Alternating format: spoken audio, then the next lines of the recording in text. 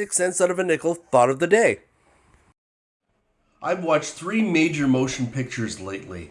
One was Jurassic World, one was Ghostbusters Afterlife, and the third one was Wonder Woman 1984. They all sucked equally bad. Why though? These are major motion pictures done by major companies. I mean, it shouldn't have sucked that bad. I started thinking, is it just me? Or are these films really as bad as I think they are? I don't think it's me, and let me explain why. When I was growing up, television wasn't the abundant source of entertainment that it is today.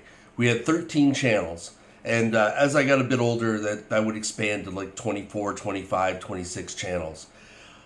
That means there was a limited amount of things to watch on TV, and if you wanted to watch TV, you had to watch what they were offering, whether you liked it or not. And the hooks that would get you interested in the show didn't have to be so great because there wasn't a whole lot to watch. If you were going to go somewhere else, you'd be very quickly flicking through all the channels and you'd eventually be back where you started in the first place. Sometimes it's just easier just to sit there and watch one thing just to see if it gets any better. Fast forward to today. There are TV channels that are 4 digits long. We have multiple platforms, YouTube, TikTok, Instagram, just to name a few, that are actually vying for your attention. And they do that the way advertising has traditionally done it.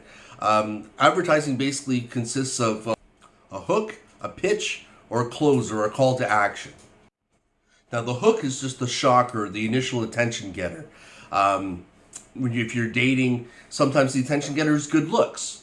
And then for those people who don't have the good looks, they'll start to use like lines, cheesy, corny lines. Everybody's got a gimmick when they're dating, and that's the part of the game. You're just trying to get attention. That's the hook. And then hopefully you get that date, you got a chance to tell your story. And then the call to action is usually the wedding bells that ensue if things go well over a long period of time. But you have to get there. So those other steps are used to get you there. All advertising works that way. Well, we've reached a day and age where it's all hooks. There's no character development in these movies. There's no plot development in these movies. It's just hook, hook, hook, hook, hook. Because if they don't keep throwing hooks at people, people will lose attention and they'll go to other mediums. They'll go to other sources of entertainment. Millennials and Gen Z are often criticized for having a lack of attention span. But can you really blame them? There are people my age that have a lack of attention span, and that's because of all the variety. It's called decision paralysis. If you have too many choices, you end up choosing nothing. And that's what ends up happening.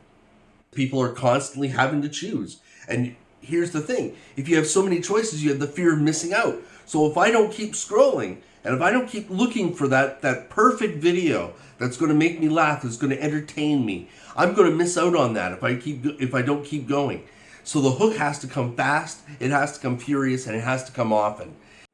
It might seem like the younger people have a harder time with attention span because generally they're not sure what they like yet.